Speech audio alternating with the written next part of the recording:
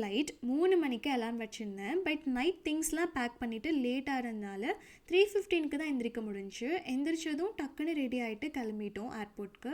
நாங்கள் எங்கே போக போகிறோன்னா பெங்களூர்லேருந்து உதய்பூர் போகிறோம். But not straight flight from Bengaluru to Udaipur. First Bengaluru to Mumbai and then Mumbai to Udaipur போகிறது தான் plan. 3 hours flight journey. Morning ஏர்லியாக எழுந்திரிச்சதுனால சரியான பசி. ஃபர்ஸ்ட் போன உடனே சாப்பிடணுன்னு இருந்துச்சு. தென் ஒரு மசால் தோசை தான் ஆர்டர் பண்ணியிருந்தோம். என் ஹஸ்பண்ட்க்கெலாம் தோசைனா அவ்வளோ பிடிக்கும். மசால் தோசைன்னு இல்லை, எல்லா தோசையுமே பிடிக்கும். பட் எனக்கு வந்துட்டு ரொம்ப ஃபேவரெட்னு சொல்ல முடியாது. சூடாக ஏதாச்சும் சாப்பிட்ணும் போல் இருந்துச்சு. ஸோ தோசை ஆர்டர் பண்ணிட்டேன். தென் பஃபேயில் ஆலு பராத்தா, சாசேஜ், இன்னும் கொஞ்சம் ஐட்டம்ஸ்லாம் இருந்துச்சு. டேபிளுக்கு எடுத்துகிட்டு வந்துட்டோம். நெக்ஸ்ட் ஃப்ளைட்க்கு 1.5 hours டைம் இருந்துச்சு. ஸோ லான்ச்லேயே வெயிட் பண்ணலான்ட்டு மாக்டெயில்ஸ் ஆர்டர் பண்ணி குடிச்சிட்டு வெயிட் பண்ணிகிட்டு இருந்தோம். என் ஹஸ்பண்ட் சொன்னார், ஹே டோனட் சாப்பிட்லாமா அப்படின்ட்டு. டெசர்ட் சாப்பிட்லாம், எப்படி பிரேக்ஃபாஸ்ட் சாப்பிட்டுட்டு அப்படின்னு கேட்டார். ஸோ எனக்கும் கொஞ்சம் டெம்டிங்காக தான் இருந்துச்சு. சரி ஓகே ஒன்று சாப்பிட்லான்ட்டு சாப்பிட்டுட்டு வெயிட் பண்ணிகிட்டு இருந்தோம். Next flight Mumbai to Udaipur.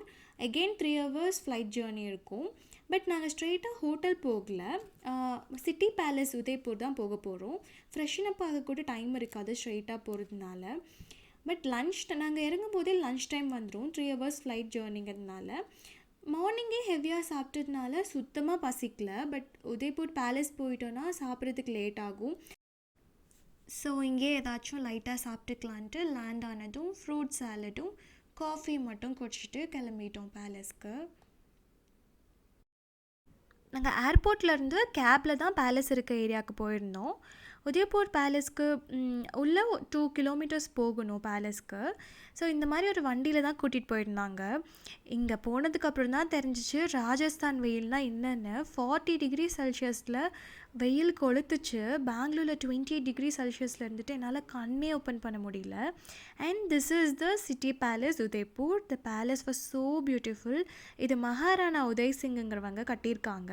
எப்படி அந்த காலத்துலேயே இந்த மாதிரி ஒரு பேலஸை கட்டினாங்கன்னு தோணுச்சு. ஃபுல்லி மேட் ஆஃப் மார்பிள்ஸ் இதுலேயே ஃபுல்லாக கட்டியிருக்காங்க. 18th century ஸ்டார்ட் பண்ணி 20th century வரைக்கும் எக்ஸ்பேண்ட் பண்ணியிருக்காங்க. அபவுட் 400 yearsக்கு. இங்கேருந்து லேக் பிக்சோலாவோட வியூஸ் நல்லா தெரியும். எங்கேருந்து பார்த்தாலும் தெரிகிற மாதிரி கட்டியிருக்காங்க. அண்ட் இதை பார்த்தா வேலாயுதம் பாட்டில் வர விஜய் மாதிரி இருந்துச்சு. இதில் வந்து ஆன்ஷியன்ட் வெப்பன்ஸ் எல்லாம் ப்ரிசர்வ் பண்ணி வச்சுருந்தாங்க. லைக் கத்தி, கடப்பாரை, கன்ஸ், ஷீல்ட்ஸ்லாம் வச்சுருந்தாங்க. அதையும் டெக்கரேட் பண்ணியிருந்தாங்க. கோல்ட், சில்வர், ஜெம்ஸ்டோன்ஸில் டெக்கரேட் பண்ணியிருந்தாங்க.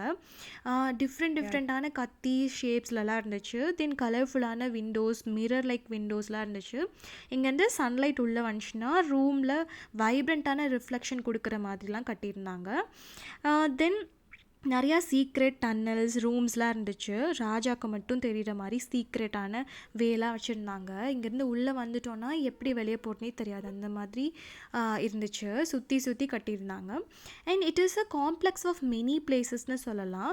பால்கனிஸ், டவர்ஸ், கார்டன்ஸ்லாம் நிறையா இருந்துச்சு. இந்த பேலஸில் இருக்க டோர்ஸ் அண்ட் வால்ஸ்லலாம் மைன்யூட்டான ஆர்ட் ஒர்க் பண்ணியிருந்தாங்க. பீகாக் மாதிரி, பீகாக் ஃபெதர்ஸில் மைன்யூட்டான டிசைன்ஸ்லாம் போட்டிருந்தாங்க. அந்த காலத்துலேயே இந்த மாதிரி ஆர்ட் ஒர்க்லாம் இருந்துச்சாங்கிற மாதிரி இருந்துச்சு. 1 day ஃபுல்லாக டைம் ஸ்பெண்ட் பண்ணணும். அப்போ தான் இங்கே இருக்க ஃபுல்லாக பார்க்க முடியும். அந்த அளவுக்கு இருந்துச்சு. ராணிக்குன்னு தனி ரூம்ஸ், அவங்க யூஸ் பண்ண திங்ஸ், சாரீஸ், அதுக்கப்புறம் பெட்டு எல்லாமே வச்சுருந்தாங்க. ஸோ இங்கே ஃபுல்லாக பார்க்கணுன்னா அவங்களுக்கு 1 day ஆகும். அதுக்கப்புறம் சன்செட்டுக்கு லேக் பிச்சோலா போகலாம். அதுதான் சன்செட் வியூ. அங்கே போனால் தான் நல்ல வியூ கிடைக்கும் அப்படின்ட்டு சீக்கிரமாக ஒரு டீ மட்டும் குடிச்சிட்டு கிளம்பிட்டோம். 5:45 to 6:45க்குள்ளே போகணும். அப்போ தான் வியூ கிடைக்கும். Oh my god, look at this view. இதுதான் லேக் பிச்சோலா சன்செட் வியூ உதய்பூரோடது. இங்கே நாங்கள் போட்டிங் தான் போயிருந்தோம். அவ்வளோ காம் அண்ட் ரிலாக்ஸ்டாக ஃபீல் ஆச்சு. மார்னிங் ஃபுல்லாக சரியான வெயில். ஈவினிங் அப்படியே இந்த வாட்டரில் சன்செட் ஆகிறத பார்க்குறதுக்கே அவ்வளோ பியூட்டிஃபுல்லாக இருந்துச்சு. ரொம்ப நல்லா இருந்துச்சு இந்த ஈவினிங் சன்செட் அட் உதய்பூர். இங்கே போட்டிங் ஒரு ரவுண்டு தான் கூட்டிகிட்டு போவாங்க. பட் அந்த ஒரு ரவுண்டே 30 to 40 minutes வரும். அந்த 40 மினிட்ஸில் நம்ம ஃபுல்லாக அந்த பேலஸ் சுற்றி இருக்க எல்லாத்தையுமே நம்ம பார்த்துடலாம். இங்கே பேலஸ்லேருந்து பார்த்திங்கன்னா இந்த தண்ணிக்கும் அந்த பேலஸ்க்கும் ஏதோ அந்த பேலஸ் தண்ணியிலேயே மிதங்குற மாதிரி இருந்துச்சு. அண்ட் அந்த சன்னோட ரிஃப்ளெக்ஷன் அதில் பட்ட உடனே க்ளோயிங்காக இருந்துச்சு. ஒரு கோல்டன் ஹவர்னால் இதுதான் அப்படிங்கிற மாதிரி இருந்துச்சு. நாங்களுமே க்ளோயிங்காக தெரிஞ்சோம். நாங்கள் ஃபுல்லாக சன்செட் ஆகி முடிச்சு பேலஸ்க்கெலாம் லைட் போடுற வரைக்கும் அங்கே தான் இருக்கணும் அப்படின்னு சொல்லிட்டு சோளக்கருதெல்லாம் வாங்கி சாப்பிட்டுட்டு வெயிட் பண்ணிகிட்டு இருந்தோம்.